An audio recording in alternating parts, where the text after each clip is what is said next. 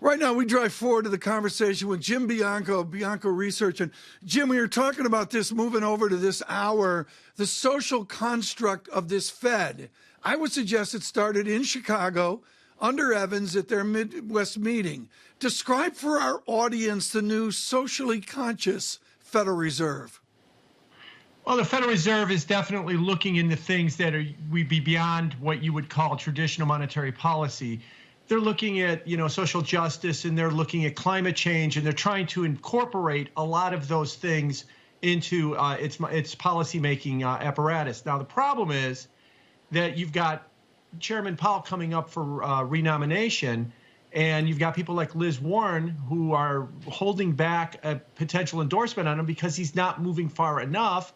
And yesterday you had Republican Pat Toomey from Pennsylvania say he's going to withhold because they're not moving fast enough. So Powell's kind of caught in the middle with this whole idea about whether they should be focused on something other than the traditional things like employment and inflation. So Senator Warren wants more financial regulation. That's not new, Jim. Senator Pat Toomey worried about a Federal Reserve that's too loose and too focused on things they shouldn't be focused on.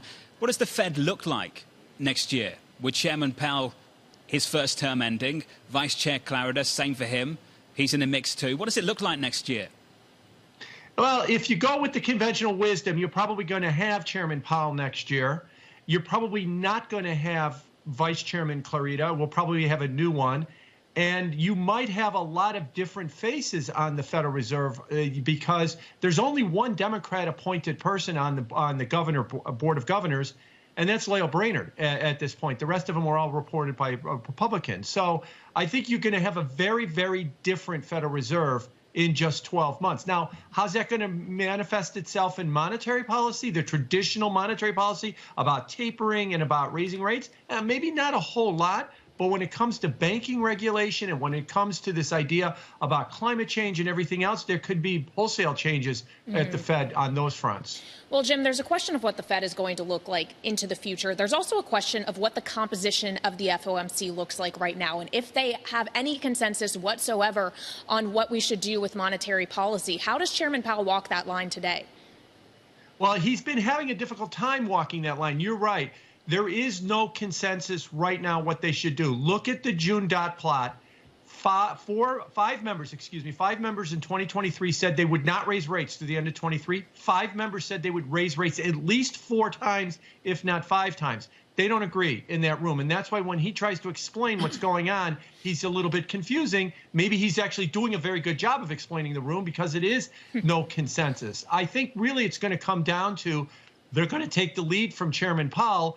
But within that lead, if the data weakens, like we saw with the payroll report, or the inflation numbers heat up, you're going to have a big faction in that room that's going to push for a change in that policy. So I'd like to say that they're going to have a policy, but it's going to have a low confidence because the data could wind up twisting them left or right, depending on which way it goes. Jim, you're claimed at folding this over into markets. What's the Bianco equity meter look like right now? Is it as optimistic as the meter for the powerful Chicago White Sox? Well, the White Sox are powerful, Tom. They're going to the playoffs. But as far as the equity market goes, yeah, really what's been driving it all year has been flows. Tremendous flows have been coming into the market. Every day there's buying in the market. As long as the public consistently believes in the market and consistently puts money into it, I think it will continue to move higher. As of now, a 3-4% correction, you get one of those about every 5 months or so. It doesn't look like it's anything more than that. Now, it could turn into that, but it hasn't so far. So I do think that, after a little bit of a shakeout, and maybe we're not done shaking out the market, it will continue to go irregularly higher. Jim, I love hearing your take on a range of topics. Let's finish on this one. What's the 30-second Jim Bianco take on what's happening with Evergrande and what it means for the broader market? It's a bigger issue, I think, than just will they default and it's going to be the Lehman moment.